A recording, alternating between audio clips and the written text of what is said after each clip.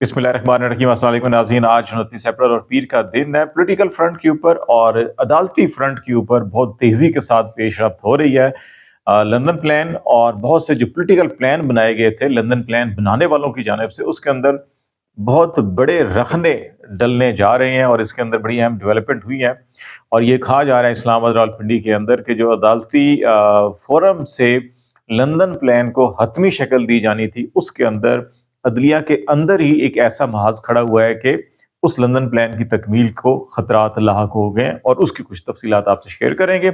दूसरी तरफ political front के ऊपर जैसे हम पहले आपको बार बार कह रहे हैं कि पीपल्स पार्टी PMLN मुसलसल पाकिस्तान तहरीक इंसाफ को मुज़ाकरात की पेशकश कर रहे हैं। और आज अडयाला जेल में इमरान खान साहब ने जो गुफ्तगू की है, उसके अंदर दो बड़ी अहम जो है कि चीज़ें हैं। एक चीज़ जो है कि वो मीडिया में रिपोर्ट हुई है और दूसरी चीज़ जो है वो मीडिया में रिपोर्ट नहीं हुई। मीडिया में जो रिपोर्ट नहीं हुई वो जनरल बाजवा से मुतल्लिक इमरान खान ने गुफ्तगू की गई है, और जो मीडिया में रिपोर्ट हुई है वो इस्टेब्लिशमेंट से मुज़ाकरात, उस मुज़ाकरात के हवाले से जो 3 रुकनी कमेटी है वो और कुछ दीगर मामला जो हैं वो रिपोर्ट हुए हैं। और इमरान खान ने ये कहा है कि उमर अयूब, शिबली फराज और अली अमीन गंडापुर, ये 3 रुकनी कमेटी होगी जो इस्टेब्लिशमेंट से मुज़ाकरात करेगी। अब इसमें एक सवाल ये पैदा होता है कि आखिर उसी इस्टेब्लिशमेंट से मुज़ाकरात क्यों किए जाएंगे जिस इस्टेब्लिशमेंट ने पाकिस्तान तहरीक इंसाफ को इस मकाम तक पहुंचाया, उनका मैंडेट चोरी किया गया, उनके खिलाफ क्रैकडाउन हुआ पूरे मुल्क के अंदर और पाकिस्तान तहरीक इंसाफ को बिल्कुल तितर बितर करने की कोशिश की गई। उसके अंदर से 2-3 नई जमातें निकाली गई और फिर तहरीक इंसाफ जो है कि फिर उसी सुराख में, उसी बिल में हाथ डाल रही है जहां से वो पहले ही डसी जा चुकी है। तो इसमें एक चीज जो बड़ी अहम हमें मालूम हुई है वो वही बात जो हमने पहले भी कही थी कि एस्टेब्लिशमेंट से मुज़ाकरात भी किए जाएंगे कानून और आइन के अंदर रहते हुए कि हर इदारे को अपनी अपनी डोमेन में रहना चाहिए। और उससे यही बात की जाएगी कि एस्टेब्लिशमेंट को अपनी डोमेन के अंदर रहकर काम करना चाहिए, जो उसके बुनियादी 2 काम है कॉन्स्टिट्यूशन ऑफ पाकिस्तान के अंदर उसको दिए गए हैं। और दूसरी बात जो है कि मैंडेट का एहतराम किया जाए अवाम का, और उस मैंडेट के अंदर मुदाखलत ना की जाए, और उस मैंडेट की बहाली के लिए इलेक्शन ऑडिट, और इलेक्शन ऑडिट के नतीजे में फिर ये फैसला किया जाए कि हुकूमत की तब्दीली होनी है, मैंडेट वापस होना है थ्रू इलेक्शन ट्रिब्यूनल्स और जो फोरम है उससे, या फिर ये है कि तमाम SOPs इलेक्शन एक्ट में जो ज़रूरी तरमीम है, जो इलेक्शन कमीशन के अंदर जो उसकी तश्कील नो है, क्योंकि इस वक्त इलेक्शन कमीशन के अंदर जो स्ट्रक्चर मौजूद है, जो लोग मौजूद हैं, उनके ऊपर खुद उनकी क्रेडिबिलिटी के ऊपर जो है कि सवालिया निशान है कि उसकी तश्कील नो करके और फिर इलेक्शन की तरफ जाया जाए। स्टैब्लिशमेंट के साथ साथ जो है कि पॉलिटिकल पार्टीज को भी इस सारे नुकात के ऊपर कन्विंस करना जो है कि वो मकसूद है। तो इन चीज़ों के गिर्द गुफ्तगू होगी। और दूसरी बात जो है कि इमरान खान ने जनरल बाजवा के हवाले से जो गुफ्तगू हुई है वो, उसके अंदर उन्होंने जनरल बाजवा की जो हालिया कस्में उठाई गई थी उनको जो है कि वो मुस्तरद किया और कहा है कि जनरल बाजवा जो है कि वो परले दर्जे के झूठा इंसान है। और इस सिलसिले में उन्होंने कुछ हकायक और वाक़यात जो है कि उनको भी कोट किया। और उन्होंने फिर यहाँ तक भी कहा कि पाकिस्तान आर्मी जो है, फौज जो है कि एक वेल डिसिप्लिन्ड और बड़ी एक मुनज़्ज़म इदारा है। ये कोई प्राइवेट NGO नहीं है कि जिसका जो जी चाहे वो काम कर सकता है। और इवन कि उन्होंने यहाँ तक कहा कि जो उनके ऊपर वज़ीराबाद में हमला हुआ था जिसमें उन्होंने फैसल नसीर का भी नाम लिया और बाकियों के भी लिए, तो ये भी जनरल बाजवा के हुक्म कर हुआ था, उसकी अप्रूवल के साथ हुआ था। अगर जनरल बाजवा ये हुक्म ना देता, उसकी अप्रूवल ना होती, तो वो कत्ल नहीं होना था। तो इनडायरेक्टली इमरान खान ने उनके ऊपर जो कातलाना हमला था उसकी भी सारी की सारी जिम्मेदारी जो है कि वो जनरल बाजवा के ऊपर डाल दी। और ये वो गुफ्तगू का हिस्सा है जो मेन स्ट्रीम मीडिया के ऊपर रिपोर्ट नहीं हुआ। और इसी गुफ्तगू के साथ ही जो है कि फिर अडयाला जेल से मीडिया को वहां से निकाल दिया गया था। तो ये चीजें इस वक्त चल रही हैं पॉलिटिकल फ्रंट के ऊपर। दूसरी तरफ जो मामला है जुडिशल फ्रंट के ऊपर, अभी 2 चीजें बड़ी अहम हुई है। एक तो इस्लामाबाद हाई कोर्ट के अंदर आपने देखा जस्टिस बाबर सत्तार ने कोई हुकूमती दबाव जो है वो बर्दाश्त नहीं किया। 4 इदारों ने जस्टिस बाबर सत्तार को ऑडियो केस का जो मामला है उससे अलग होने की रिक्वेस्ट की थी और कहा था जी कि वो अपना जो ये सारा का सारा मामला है इसमें जस्टिस बाबर सत्तार जो कॉन्फ्लिक्ट इंटरेस्ट है, क्योंकि उन्होंने हुकूमत को जो खत लिखा है जजेस के ऊपर दबाव के हवाले से, उसके तनाजुर में जो है कि, और इससे पहले भी एक जस्टिस कियानी साहब इससे मिलते जुलते केस में जो है कि वो हियरिंग कर चुके हैं, एक फैसला भी आ चुका है, तो ये उधर ट्रांसफर कर दिया जाए। तो ये मामला जस्टिस बाबर सत्तार के सामने आया और उन्होंने 3 اداروں کو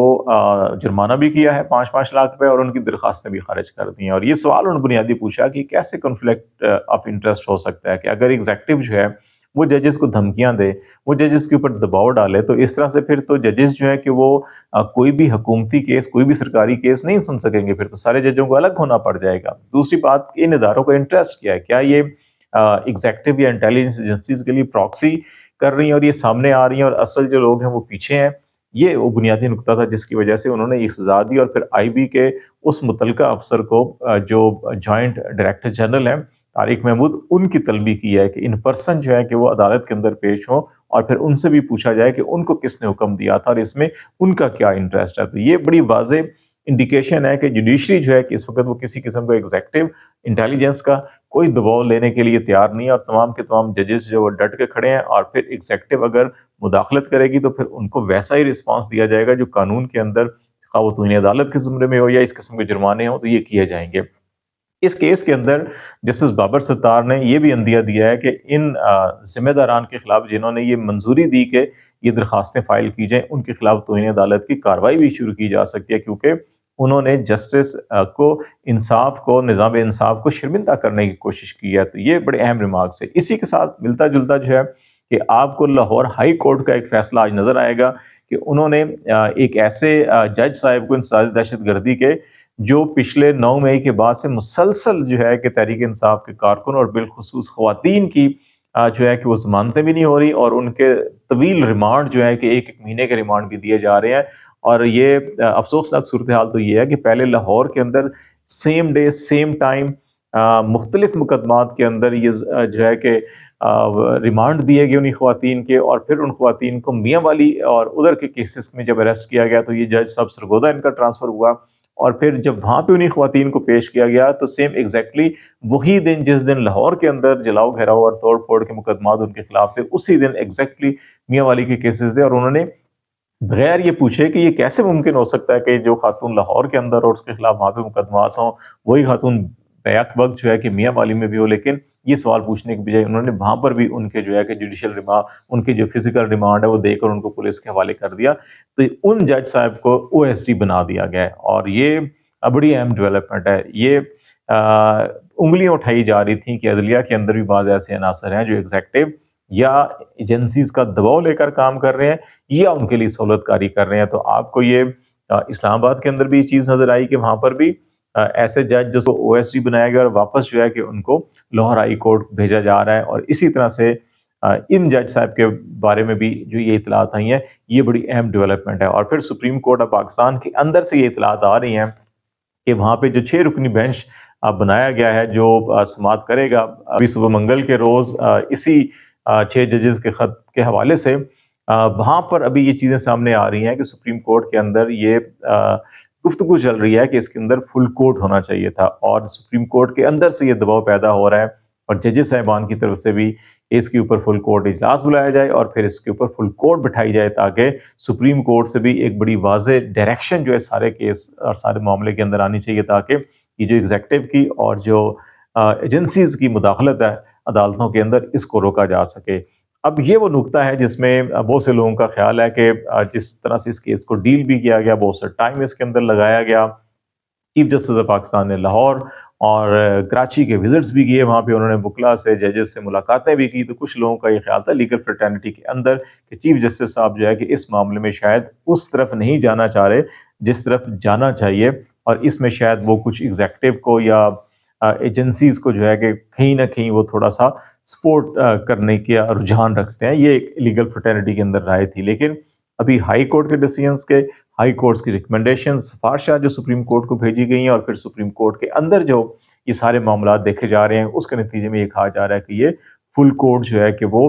بنائی جا سکتی ہے، اور وہ فل کورٹ جو ہے کہ پھر بڑی واضح ڈائریکشنز دی گئی۔ تو یہی وہ نقطہ ہے جس کی بنیاد پہ کہا جا رہا ہے کہ بہت سی ایسی چیزیں جو لندن پلان کے تحت ایز پر شیڈول آگے بڑھائی جانی تھی، ان کی راہ میں شاید رکاوٹ ہوتی ہوئی دکھائی دے رہی ہے۔ لیٹس سی، دیکھتے ہیں کیا ڈیولپمنٹ ہوتی ہے۔ آج تک کے لیے اتنا ہی۔ خالد جمیل کو اجازت دیجیے۔ اللہ حافظ۔